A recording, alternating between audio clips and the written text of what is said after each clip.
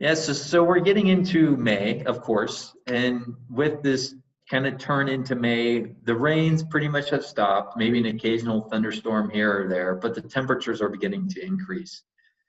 So with the wet spring that we had this past year, we're seeing kind of that late or that onset or maybe the late onset of those diseases starting to appear. So most likely disease inoculum that built through the rains of March and April are now starting to show their teeth, and the effects are being observed within orchards.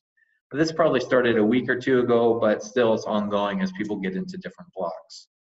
So kind of the disease risk when it comes to the aggressive diseases of anthracnose, brown rot, jacket rot, or green fruit rot, that time period has passed as the rains have fallen, but now we're seeing the impacts of those diseases roll out now as the wood begins to die back and the heat turns up and the wood dies from that increased heat and water demand.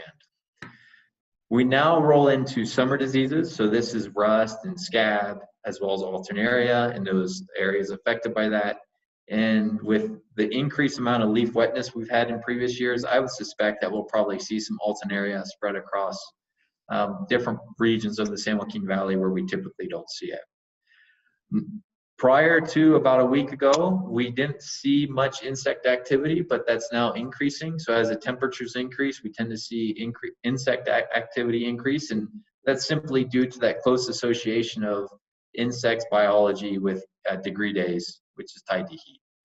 When we look at irrigation, we're seeing more water being applied. May is by far not the highest month of water use. That's reserved for July. But what we tend to see is the amount of soil moisture is depleted, so we're needing to irrigate regularly in order to provide the water, and with that comes nutrients. And so people are heavily applying their nutrient programs, including nitrogen through the water, and in some cases potassium or other materials. May is a big month for nitrogen. This is when we use about 50% of our nitrogen is pulled into the tree. It's a huge amount of nitrogen these trees are moving into the crop, as well as into growth and development. And why it's important is we generally want to complete our nitrogen applications before the completion of kernel fill, which tends to occur at the end of May.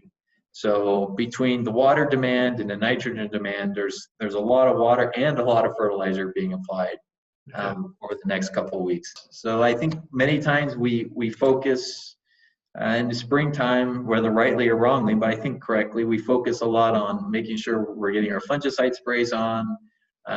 We're finishing up some of the carryover work from the previous season. And now we're moving into this season where we have to get the material on in order to feed the crop that we're seeing this year, whether it's water or nitrogen. With water being the #1 ingredient in this aspect. Water or nitrogen, getting it on and make sure we're fully feeding that tree through the month of May. Otherwise, we'll essentially end up with a nice big nut with not much material on the inside.